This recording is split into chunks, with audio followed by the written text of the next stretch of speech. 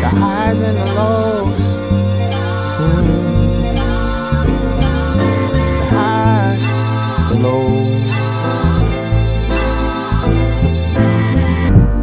I'm an emotional roller coaster. Where high so high I could put bowl on a poster. But when the bread get low, like 4 loaves in a toaster. Oh, the shoulders can get cold as 10 toes in Nova Scotia. Some days I hold a grudge. I think about this a lot. I was actually texting with Corey Henry, and we were talking about how, Anderson got the tattoo that basically said, if I didn't put it out in my lifetime, do not put this out.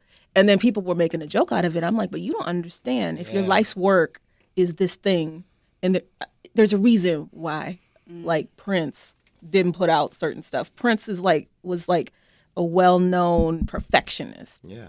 And when they put out these albums, you know what I'm saying? No, straight up. Posthumous albums are like one of the most messed up things to me in the world. And you wouldn't believe how often I get asked to do feature verses on rappers' albums who died. And to me, like I operate in a weird space already in the industry. But like when people ask me to do stuff, I have like a million feelings about it already. But when someone asks me to get on a project that's basically a collection of things that weren't finished, I just feel gross about it a little bit. You know what I mean? And I'm aware that rappers a lot of time in this day and age sell more after they're dead than when they're alive.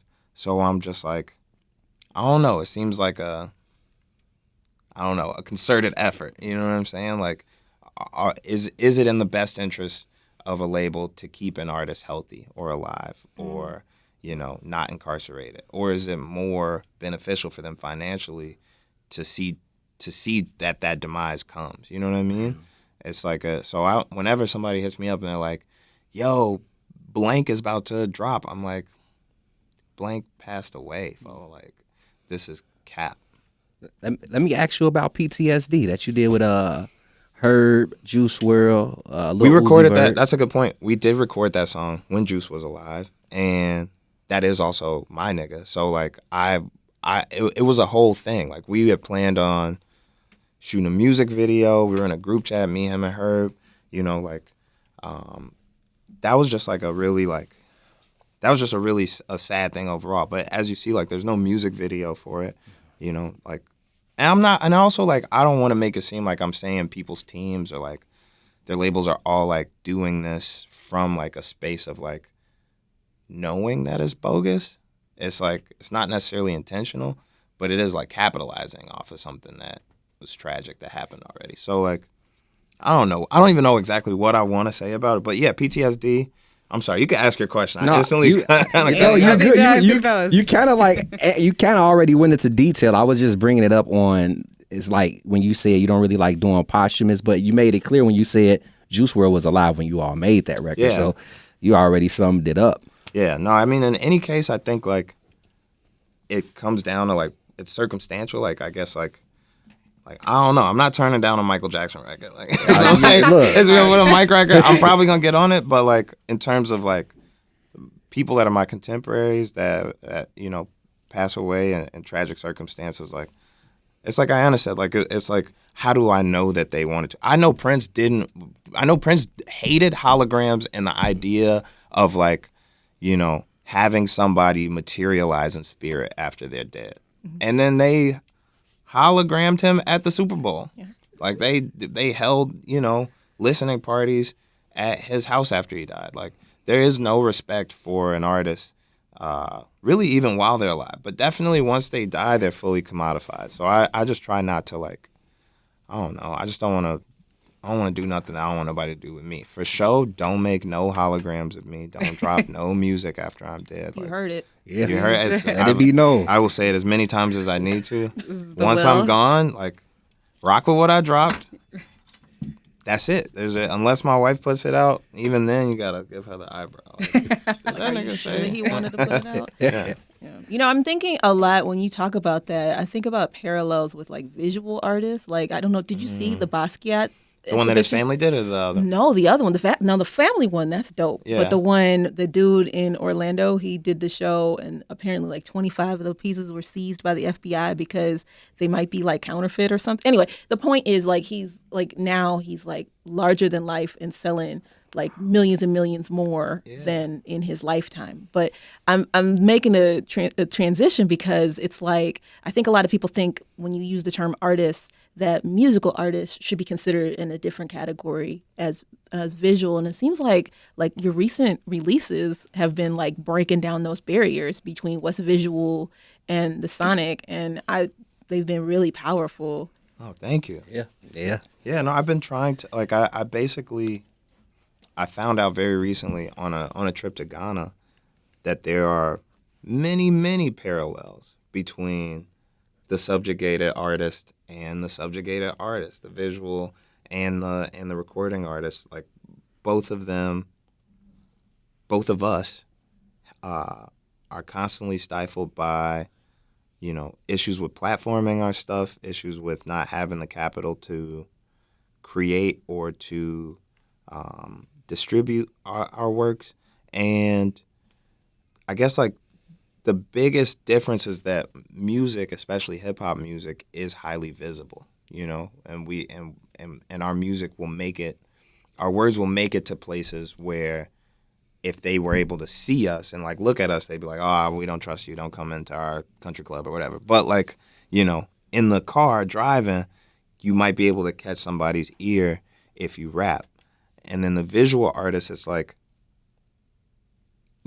the communication, the actual work, it's like it's buried a little bit deeper. I was making this point before, like when you're a visual artist, it's hard to communicate the ideas that you're trying to communicate because of the audience. So if you're an artist that's like considered a less well-known artist, it's hard to necessarily find people that are in the same price range as you to get your works to, because they don't necessarily, some people think of collecting art as like a luxury that there's like a certain, threshold you have to pass in terms of how much money you make. So their works that they put all this, political meaning or, emotional meaning into, sometimes just gets left by the wayside, or it's, their work is destroyed or whatever. Then if you're on the other end, you're a high-end fine artist, then your works are usually like bought up by collectors that, put your shit in archives and have you like, your stuff collecting dust, and that same message that you're trying to get out is stuck at, some old white dude's house, or it's waiting to get auctioned off again. And that conversation that you're trying to have, that high-level conversation, is stifled. And so I've been trying to figure out ways to work with artists to make the communications of ideas that we have be as clear and concise as possible, as beautiful as possible, and also not controlled by anybody. You know what I mean? The same way that we deal with labels is how they deal with galleries. There's people that own their works and leave them out to dry. Speaking of labels, it sounds like, like commercial things, Vocalo is a very different station. Yeah. And I kind of wanted you to share this story with our listeners, because you told us before, we started recording this interview, but I thought it was such a cool story because us here at Vocalo, especially like Ayana, who basically, runs everything, it's not commercial. So you're not going to hear, the 5 artists that each label is putting out and putting all their money and all their budget into. Yeah. And so exactly, you told us a story about how you stumbled on Vocalo in the car. No, yeah, I was just saying, like, I hadn't been to Vocalo in many years, or like seen a lot of you guys in a long time, because I wasn't aware the way like that you guys play music, which is the way everybody should. It sounds like you guys play the music that you like. I got in the car one day a couple weeks ago, and I was driving, all the radio stations was playing commercials, and I flipped over to 91.1, and I hear a Jamila Woods song. Now, Jamila Woods is one of my favorite people in the world. She's also one of my old mentors. I grew up with her in YCA, and she's featured on a couple of my songs, probably all my biggest songs, actually. So I'm like, listen to this Jamila Woods playing on the radio. Okay, Jamila, I see you get radio play in the Shy. Next song comes up, it's No Name. Another one of my best friends I grew up with that I have plenty of collaborations with. Then the next song after that is a Saba song. And I'm like, when do we get this radio? Like, when did it start playing like this? And sure enough, the Saba song goes off, and I hear the background music to Sunday Candy playing on the radio over a commercial. And so I stopped and I checked it out, and of course it's Vocalo playing me and my friends for the whole Chicago to hear. And I was just like, immediately I just thought, like, I need to go up there. I need to do an interview. I need to go be by there more often. It just seems more free and more in line with what all of us got going on. So I'm hoping that, after the day, after we've kicked it, we could start doing like some sort of like, monthly pizza party or something, some sort of takeover. I did order pizza. And I love free food. Yeah. I like for me. All the ad-libs. I did order pizza. I love free food. It's like, all right. You guys like part of what I'm saying. No, we love the idea of you coming back. I will. Yeah. Because literally, folks might not know, but this happened because you literally just slipped in Vocalo's DMs. Yeah. I feel like there is a process to radio and a certain level of professionalism and bureaucracy. And I just like to skip all that. It doesn't apply here. No, it doesn't apply here. No, it's so cool because you did not say, so just for people that are just tuning in right now, it's Chance the Rapper. I'm at Vocalo Radio right now. Hey. One of my mentors, Ayana Contreras, was the person that told me that I could come up to the radio station. But you didn't know it was me. I didn't know it was you. Thought I was DMing Mr. Vocalo himself.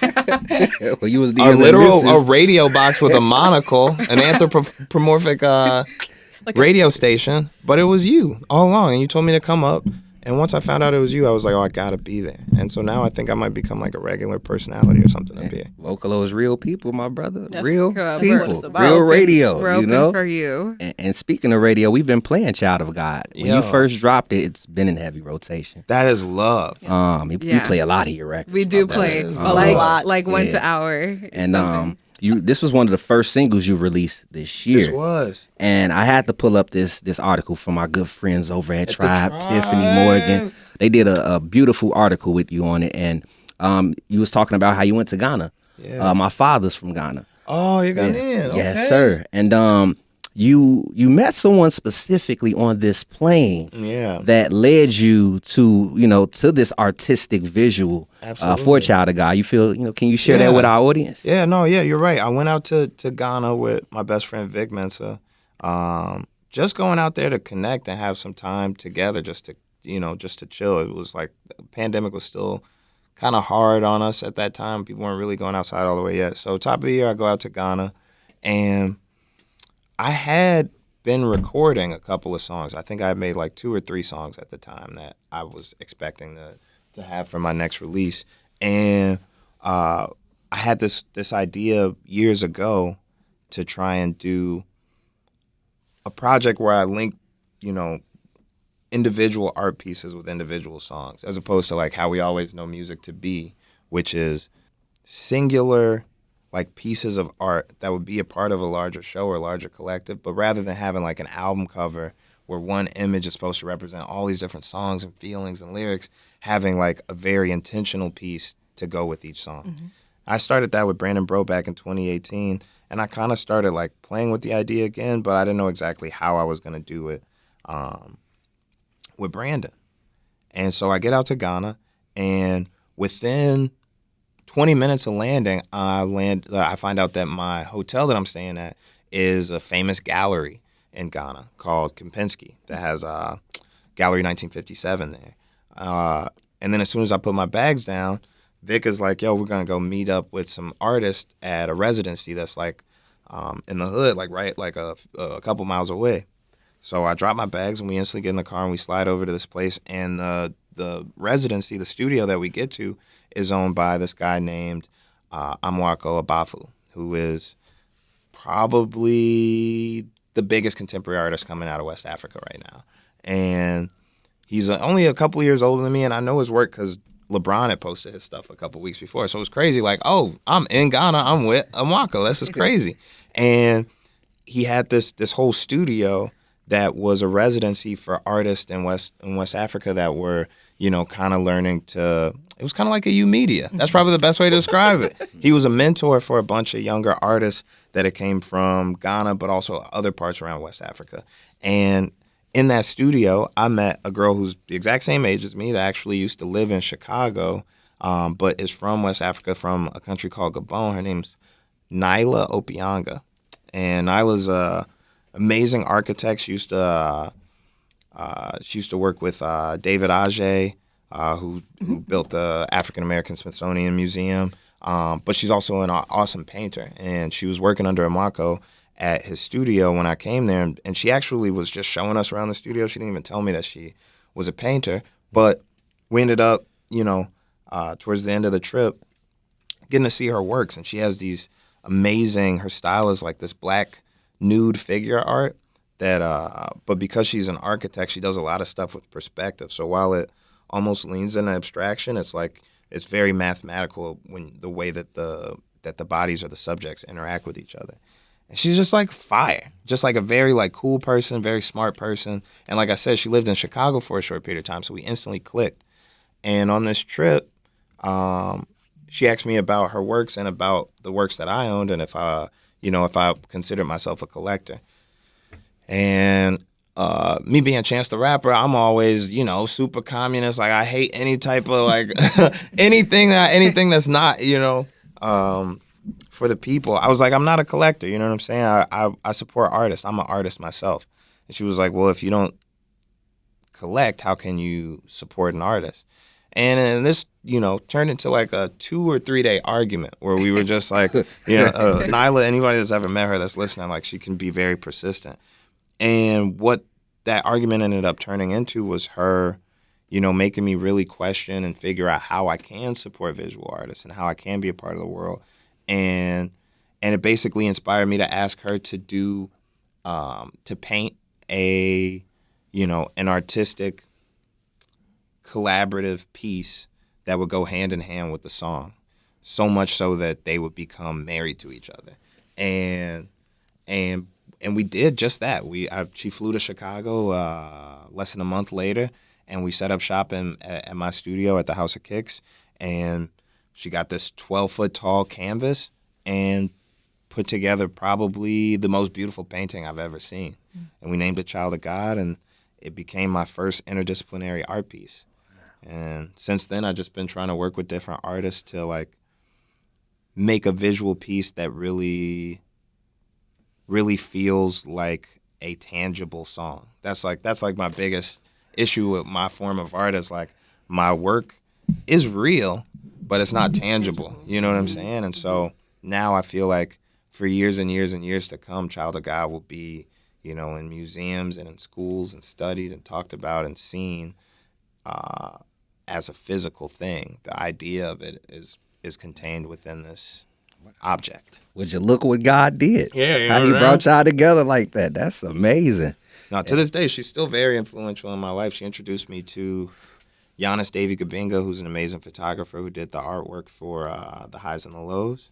And really has just like helped me, like, you know, a lot of like, you know, people rock with me and want to work with me, but you got to understand that like the art world is a whole separate monster. Mm-hmm. And it's not exactly the same, but the same way that we deal with like clout and clout chasers and, you know, gatekeepers and all that stuff, that same stuff is there, but their space is white dominated, like visibly. So the same, like we get like a pseudo respect where they get like little to no respect. You know what I'm saying? Like we get a fake, like we run this thing and we get to believe that hip hop is being, the gears are turning by black people. But their work is what finances and keeps, you know, Art Basel and Venice Biennale and Freeze and all these festivals going. But when we come there, and I've seen it before because I've gone to a few art fairs, we kind of gotta like,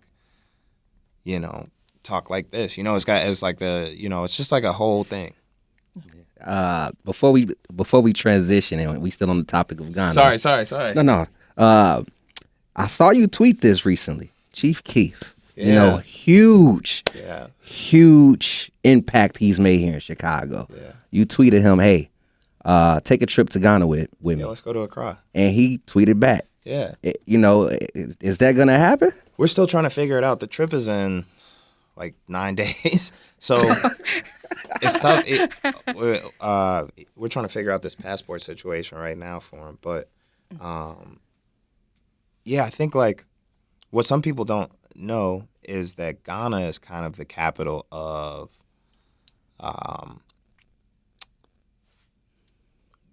blackness, of global blackness, and the idea that we're all interconnected as diasporans or continental Africans. So the first president of Ghana, Kwame Nkrumah, who actually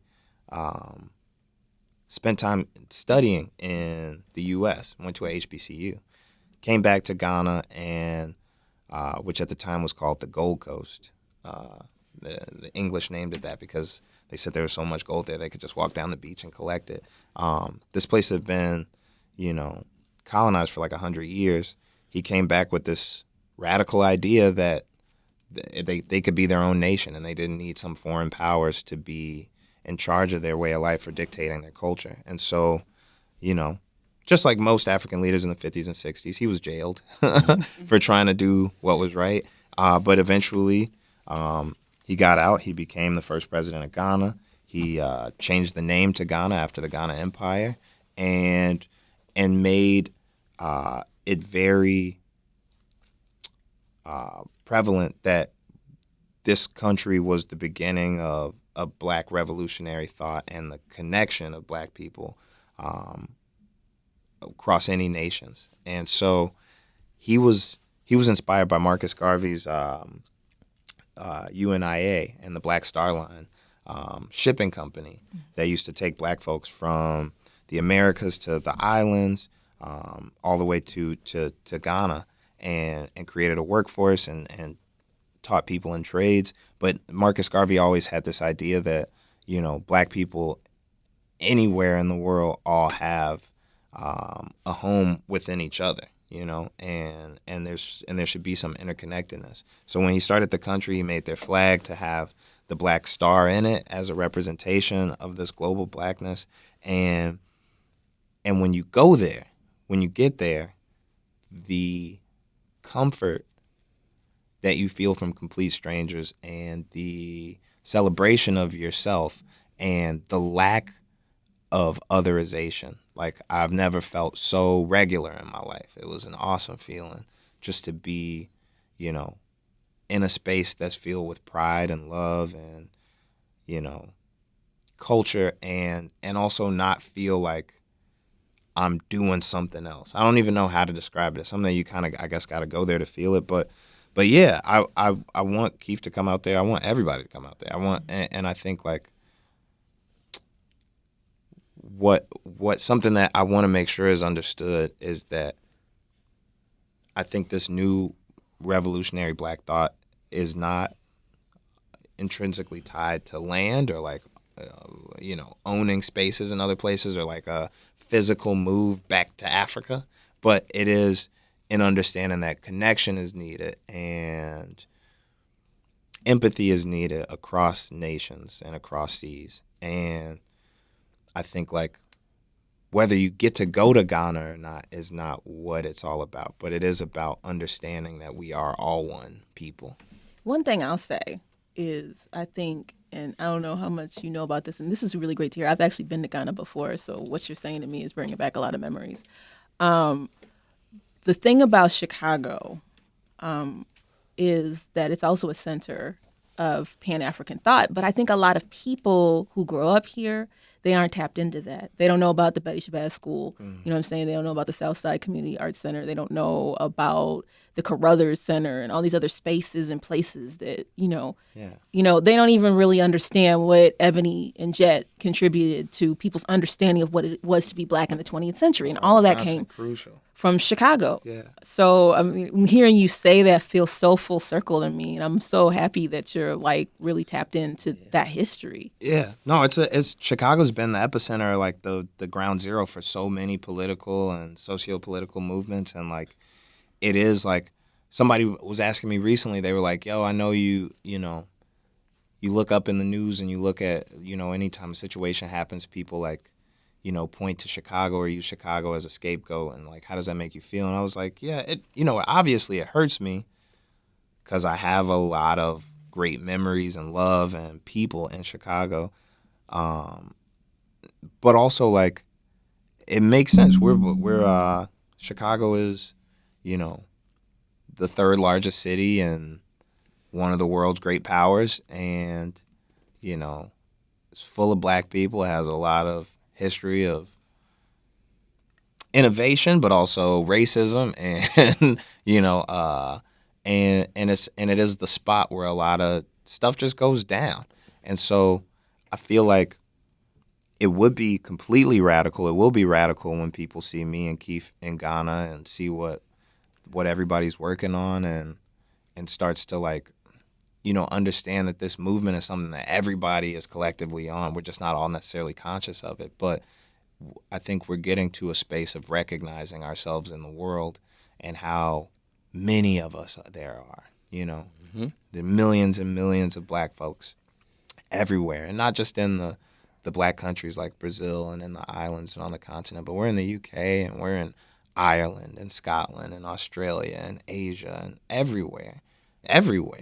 There's Black folks, and we just need to get to a level like it was bound to happen. There's been a globalization. There's been the internet. There is, the resources for connectivity. It's just we were just waiting for the time, You've moved, but you came back, and you stay here. Like, you're here, putting the work in on the community side, on the activist side, helping, doing what you can to help with the schools, doing what you can to get people to the polls. You had that really nice Juneteenth celebration. Yes, Juneteenth barbecue. That was the one. And my brother, that was some radical. My brother was there greatness, too. Yeah. Enjoyed it, and when a lot of artists finally get to their bag, they leave. But you, Chance, you stayed. You're here. Like, what keeps you here? I'm gonna be honest. It's also a big part of it is that my resources are here. Like, my family, my grandma, my aunts, all my family lives here, and I got 2 kids, and all my wife's family lives here too. But it is what's familiar to me, and it is what's, it's just what I love. When I travel, like, there's places that I have a good time in. I love LA. I love New Orleans. I love Atlanta. I love Atlanta. But you gotta say Atlanta twice. I love Atlanta. That's why I like me too. No, it's a very Black city. But I think like when I go to those places, I get to enjoy them as a visitor. I've only lived one other place, and it was Los Angeles, and it got bad. So I think I'm meant to live in Chicago. I'm meant to stay here. I want to die in Chicago when I'm much older, obviously. But like I don't know. It feels like where I'm supposed to be. And I also don't knock anybody else for moving because everybody's circumstances are different. There's some people that move for safety.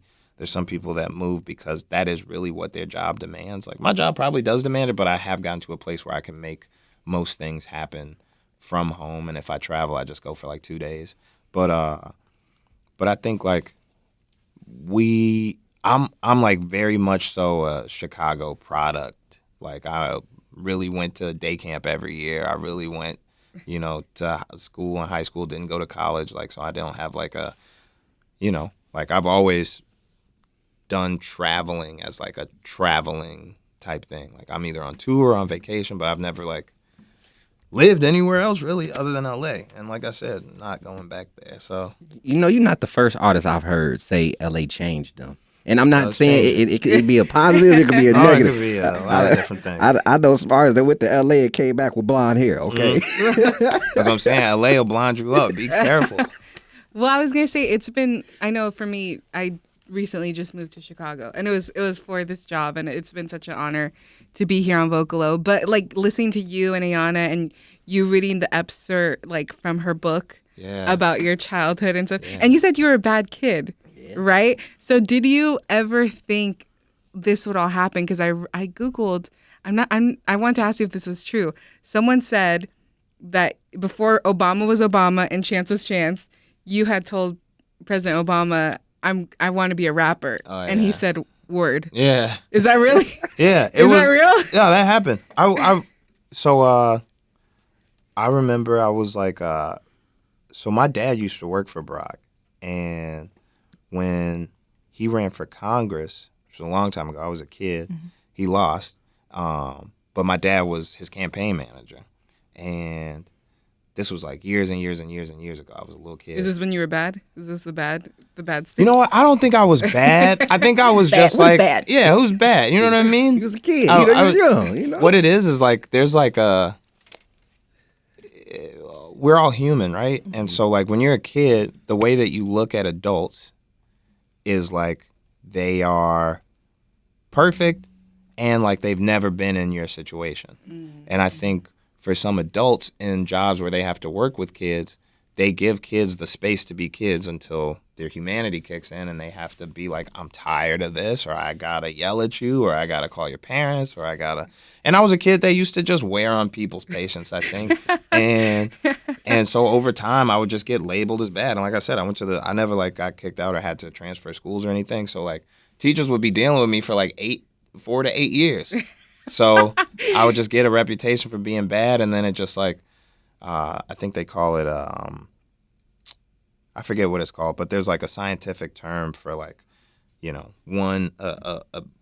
a means getting to an ends, and that ends brings you to a means. It's like I forget the word for it, but it was just like a cycle of things. And I feel like, you know, if I hadn't had certain people in my life, like certain dean of disciplines, shout out to Miss Moody or Miss Contreras or Miss, you know, there's a lot of teachers that just like, that they would come to me and they'd be like, you know, everybody thinks you bad, but I know you're not bad. You're just bored. Just stop being bored. Just try. You know what I mean? You just had a big imagination. Well, here's the thing. Okay, so when Coloring Book came out, it was really like fitting because I was like, he's one of those cats who was always coloring outside the lines, because the whole purpose of education is to teach you how to color in the lines and fit into the program. And he was like, I was the same way, where it's like you're asking, why are these lines this? Can we do some other lines? Right. Like, what if I add my own lines? Yeah. You know, and I think that's really what we're getting down to. Like, what is good and what is bad? Like, the well-behaved, what do they say? The well-behaved seldom change the world. Yeah. But also, like, it's also the curriculum. Because I know, like, on all my report cards, it was so funny because me and my parents recently, like, when I was moving, we looked at all my old stuff. It says, talks too much. And, like, one of my teachers went to, like, the principal and it's like, your child is ADHD. Yeah. I don't. Yeah, no. And they're like, she talks too much. And, like, they're like, and look at you now. On the radio. They pay you to talk. They pay you to talk. No, it's like, you never know what someone is capable of, especially a child. And, like, you have to, like, recognize, like, a teacher's job is so important because they can build or break the confidence of a young child. They can create habits or like crutches. Like when you just said the thing about talking too much, it just brought back something. Like every year from the 3rd grade through 8th grade, when I was in grammar school, I would be isolated. I would have an incident at the school where I was talking too much, or I got in a fight, or something would happen, and the teacher would pull my desk from all the other desks and put me like in the back of the class, basically. And I'd be sitting on a little island by myself. And that, it used to like mess with me mentally. You know, the first couple of years, 4th, 5th grade, I'm like, man, both of these teachers were some hoes. But, now I'm going into junior high, I'm going to have some real nigga teachers. No, still the same stuff. But you know what it did? It made me like, as like a real like issue in my life, like I have trouble with isolation or being alone. Like I feel like I've done something wrong if I find myself alone for too long, or like, you know, I or sometimes like I think that that's the remedy to an issue if I'm feeling how I felt when I was by myself in those situations. I'm like, the only thing that will help me is if I get back with my friends or back around certain people. And I'm lucky to be able to be conscious enough to recognize that it comes from a specific thing, but it's like I'm sure there's so many habits or attitudes that are built out of a teacher's response to a kid misbehaving. I did air quotes for people that are listening, but like, you know, that like could mess up somebody for the rest of their life. You know what I'm saying? And so I was lucky to be, the one thing that I could say is like, I knew when I was bad, when I was good, because there was also a point in time in school where I was known as like a brainiac kid. And then I became the kid that was the dancer. Then I became class clown. Once you become class clown, there's no better title. You're always the funny nigga. So I basically like, I remember times when they would be like, "You not graduating." And I'd be like, "You right about that?" They'd be like, "You're not gonna make it to the field trip." I'm like, "You right about that?" They'd be like, "You ain't gonna be no rapper." I'm like, "Hold on."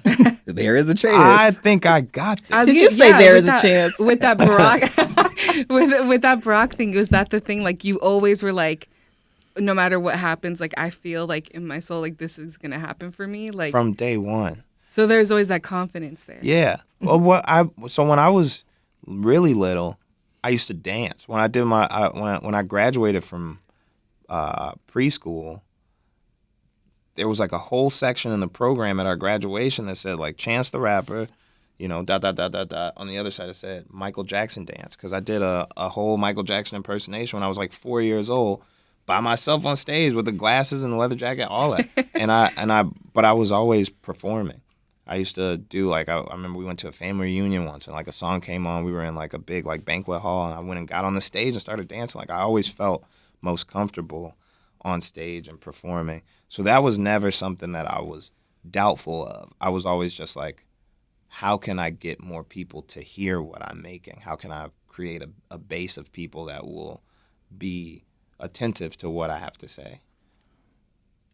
And then Barack. Sorry, I just want to bring it around for the listeners. I'm sure they're like, we missed the Barack. I'll be honest, I didn't know that Barack Obama was important before he became president. I mean, look.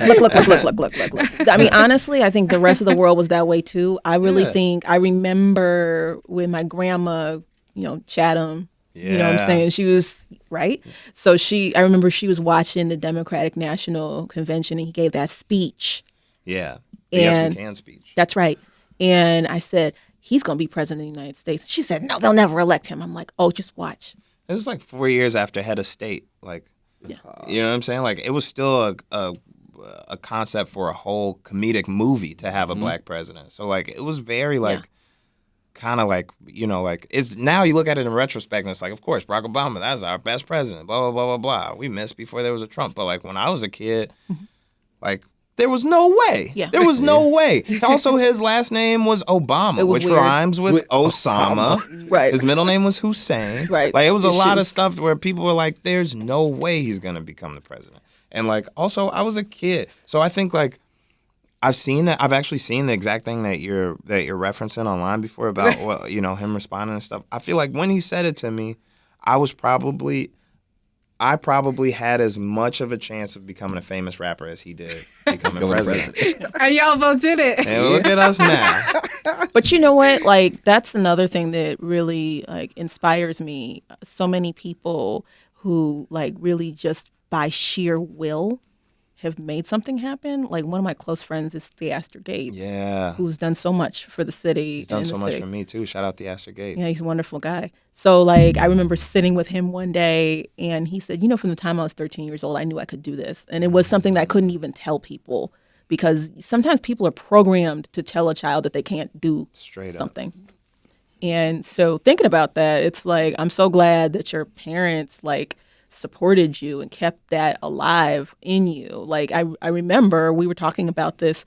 I remember when you were at the U Media space and you said you're not going to college and you're going to work on the music. An announcement. Yeah, exactly. And all of us adult mentors, we were like, you know, we're programmed to say, no, you should go to school, you should do these things. But we also knew how talented you were, you know, so we want to be supportive in any way we could. And then the next thing you said was, my father said that he'll support me for like a year to get it off the ground. A summer, yeah. Yeah. Oh, wow. And I was like, oh, well, that's like the thing. And I'm not saying that your parents supporting you is No, the it only is. thing, but it's so No, huge. it's huge. That's radical. Yeah.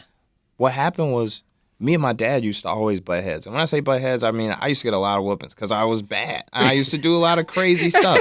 When you said earlier, was I bad? I said no. That was in school. No, in school, That's different. I wasn't bad. That's different. Around the time that Ayana's talking about, I was 18. And I they seem just like these finished high great school. parents too that just Yeah. are trying to raise a good kid. No, they were and- trying. Neither one of my parents finished college.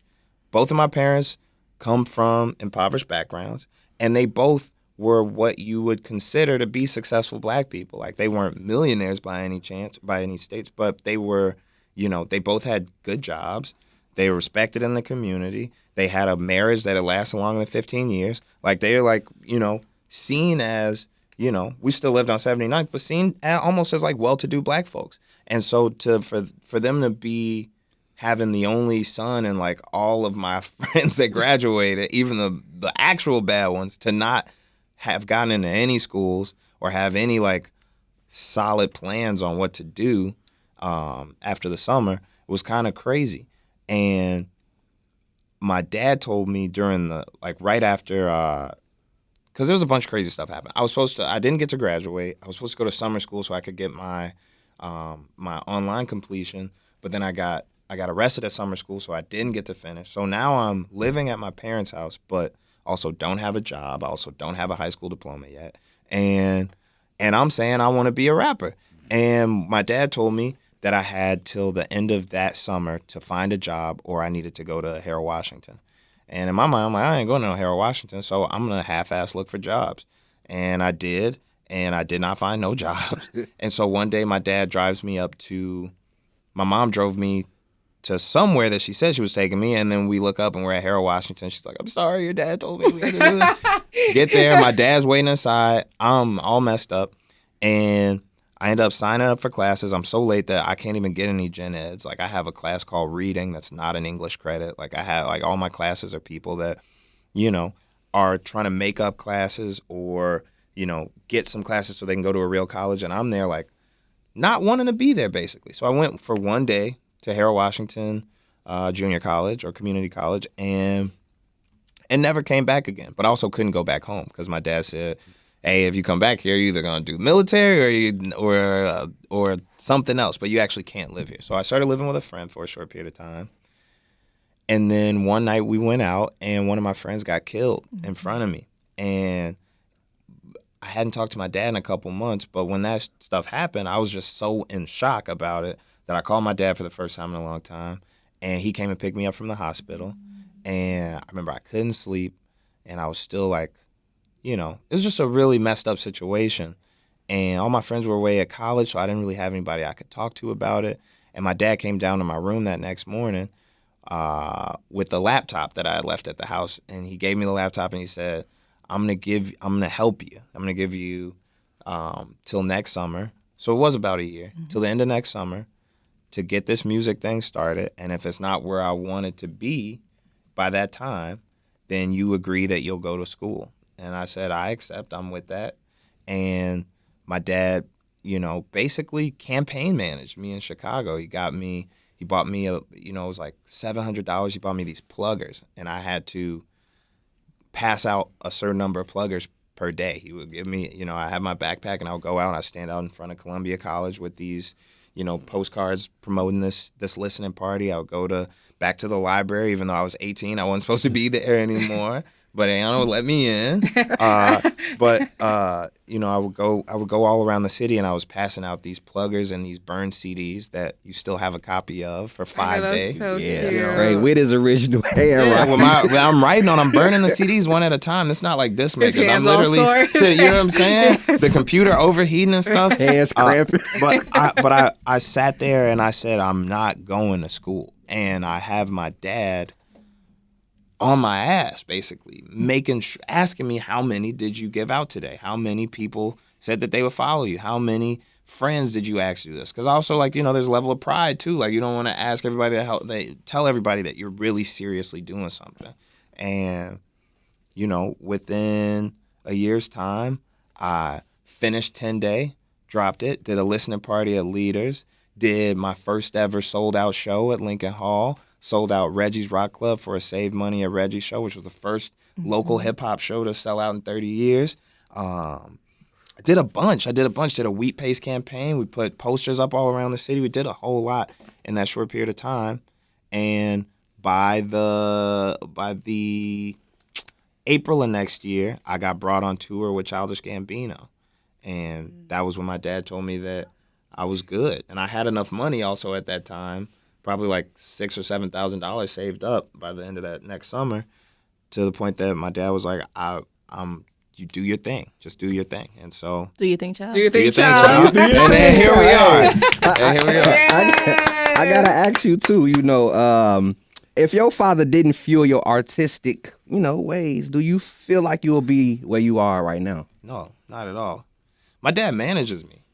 My dad still works with me. My dad still stays up till 3 a.m. trying to figure out routing for my shows or for, putting out emails and calls or, flying places. And it's one of a kind. I don't know really any artists that have that. I know some people that have, what's way more common that I see is momagers. Mm-hmm. So shout out to Coila Ray's mom. She's like extremely hard working. I seen how they move, or Gucci and his mama, or like so many different people. Or I'm sorry, was that Flocka's mama? Yeah, that's Flocka's mama, not Gucci's mom, but Flocka.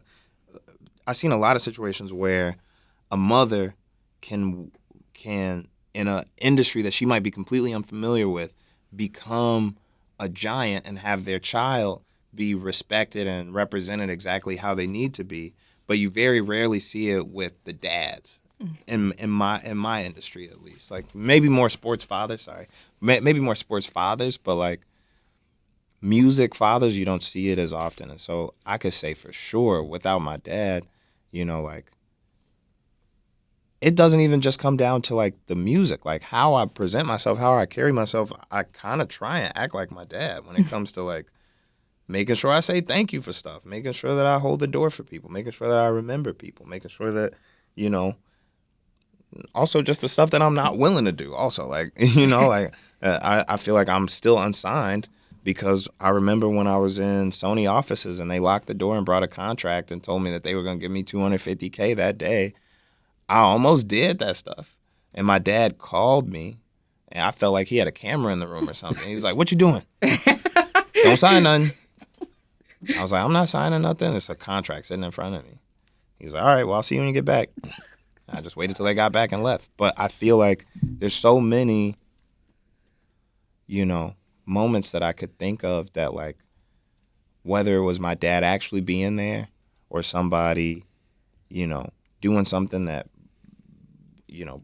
brought something out of me that made me act how my dad would or respond how my father would, that I know for a fact I wouldn't be even where I'm sitting right at this moment if it wasn't for him being in my life. I saw some stuff you did like for the Overton and like just really like big things. One thing that I noticed you did a while ago, and this came up, was that you bought Chicagoist, which I thought was like kind of a baller move. Like, tell me about like how that came about and what you plan to do. Yeah, so I think it was 2018. I was going Christmas shopping, and I was going to get a camera from my aunt, who's a photographer. And I went to Best Buy, and there was a dude that was helping me get the cameras. And like right before I checked out, he told me, "Hey, I met you a couple of times on." It wasn't Chicago shoots. It was the other one that got shuttered at the same DNA Info. Mm-hmm. He was like, "I used to be a photographer for DNA Info. You always rocked with me and were always nice, and I just wanted to say thank you because that place doesn't exist anymore. And that's why I work at Best Buy." And I was like, "What do you mean?" He was like, "Well, it got shuttered." And what he explained to me was that basically Gothamist, which owns Chicagoist, DCist, San Franciscoist, all of those IST publications, and also owned DNA Info, when the Ricketts family, who owns the Cubs in Chicago, bought Gothamist, the offices there decided to unionize because they didn't need a union before they were owned by the Ricketts, but now they would. And as soon as they decided to unionize, the Ricketts shuttered the business. Like they basically made it defunct so that they wouldn't have to pay any wages or do anything. And so what that did was that basically was a furlough or a layoff of all these people that worked at these different publications around the country. And a lot of great photographers, a lot of great writers and editors all just lost their jobs just because they were looking for fair wages. And the guy at Best Buy told me that Chicagoist was looking for a buyer and that it probably wouldn't be that expensive. And I was like, they're really looking for a buyer? And he was like, yeah. So what happened was I ended up reaching out to the people that bought the Chicagoist, which, if I'm not mistaken, I think was WBEZ. Initially, yeah. Initially. So WBEZ bought the company and all its subsidiaries from the Ricketts, and they were looking for public radio buyers. Actually, I'm mistelling the story now that I think about it. I think WBEZ was one of the people that were looking to buy the Chicagoist. And the public radio in New York was who bought the Gothamist. So they were looking for different people to sell to. And I came in at the asking price, and I waited around to see if anybody was going to match it or go higher, and that never, happened. You guys were lower? Yeah, we were broke. Well, I was still, there's still room. Also, if you wanted to broker it, there's still room for you guys to come and be a part of it. I think we just want to be a part of it. Yeah, I want you guys to be a part of it. And I don't mean to use the word broker. It's not a financial thing. I didn't buy it because I wanted to make a bunch of money. I bought it because I think that there's a stronger journalism scene that's to be had in Chicago. I think that hyper-local journalism, journalism around the court circuits, around police misconduct, around missing persons and stuff that's hyper-local could be strengthened. And I also have always envisioned a utility for Chicagoans that bridges, all the things about Chicago life. So not just the journalism, but also just your everyday life stuff, like how Facebook works. You know what I mean? Like a place where I could get the news that I need, but also, sell stuff or advertise my small business or, get on the train. Just anything that you need to do. I just feel like there's a space for free journalism that makes life easier beyond just having perspective on stories. So the first thing that we did with Chicagoist was we did a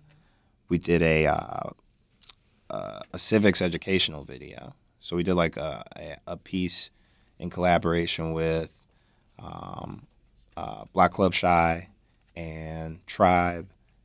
Was it with Tribe? I think, yeah, with Tribe and with Charles Preston, who writes for The Defender, where we did a breakdown on how the aldermanic campaigns work, how the campaign war chests work, just a bunch of kind of just a little deep dive into how nepotism in Chicago works, and that was really dope.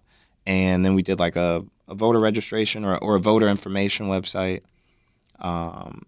and basically we're just in a space right now where we're kind of just trying to find the right people to work with. So that we can eventually launch. But it's been a cool thing, just the shit that I'm so sorry. I just talk like that all the time. But Me I'm too. sorry. But it's been cool, the things that I've learned. The first year that we got it, we went to NABJ in Detroit, and I met a lot of lifelong friends in the journalism world and black writers and editors that have helped me with other stuff since. And I think it's all in due time. I think there are people that are waiting to see what I do with it, and I think that they'll be pleasantly surprised when it does materialize. But it's also cool kind of just being a black dude that people white journalists could point to and be like, this nigga's the system. No, I'm not. I do own the Chicagoist, though. I wish you guys could see me flex in the studio. Because there's going to be somebody that hears this that's salty. That's he hasn't done anything with the Chicagoist in 4 years. It's coming. Still own it though.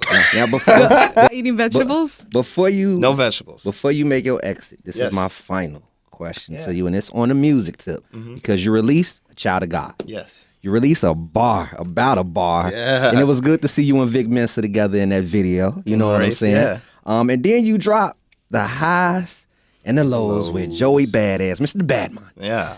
my brother. So good. That's the song of the year, huh? Yeah, bro, Yes. it's heavy rotation. Heavy rotation Heavy of Vocalo. So Yo, shout out Chance, Vocalo. are we gonna get an album tomorrow? Tomorrow. What I think I'm trying to do is I feel like I have these thoughts and ideas that I have to let percolate and become the most streamlined versions of themselves. And I can only do that by, taking time to write them and produce them the way that they need to be. And then on top of that, making sure that the visual representation in terms of like the artwork, the physical piece of it is streamlined and clear. And then also making sure that the film part of it, the music video is streamlined and clear and that they're all one like working thing. Because sometimes my ideas are too lofty to just be heard. You know what I'm saying? Sometimes you got to see them. Sometimes you got to feel them. Sometimes you got to be in the same room as them. And so rather than, I have been trying to not think about the project that I'm working on as an album or as like, this finite thing that will be, eventually done. And okay, we got all 16 tracks. Like it's more like, how can I get across everything I'm trying to get across with this piece of art? And so with Child of God, I needed to not only have the song, but also have the music video and have the painting and have the lyrics be on the screen and have it open at the Museum of Contemporary Arts and have it be exhibited at Expo and have it be played on live, on late night and then have billboards for it. Like I have to have this whole thing because the idea behind Child of God is so lofty and heavy that somebody might not get it on their first play. So I got to keep making it accessible to them, more and more accessible, more and more understandable. And so I'm thinking that might have to be how I do each one of my songs. So there's a small possibility that we might get all the pieces before it's an album. You know what I'm saying? So I think what we have to look forward to is I do have a bunch of stuff in the tank. I got 2 pieces, paintings that are finished that haven't been released yet, and I have a ton of songs recorded. And so in that in-between time, really, I guess what listeners are waiting for from me is to put them together in the most, accessible way possible. And that way they can get the art how they're supposed to. I respect that. Look, I heard project. I heard it. You It's said a 2. project You for said sure. 2. He said he got a lot of material in Chicago. Y'all, hey, stick around and definitely stay tuned. We got Chance in heavy rotation. Y'all know that. I know. Thank you so much for coming. I mean, thank you. This is like, especially to give us so much of your time. It's been really cool. No, I owe it to you guys. I told you I'm going to be back up here way more often. Now like you a know. lot. Now you know. Yo, it's Chance the Rapper. You tuned in to Vocalo right now. Turn up your radio.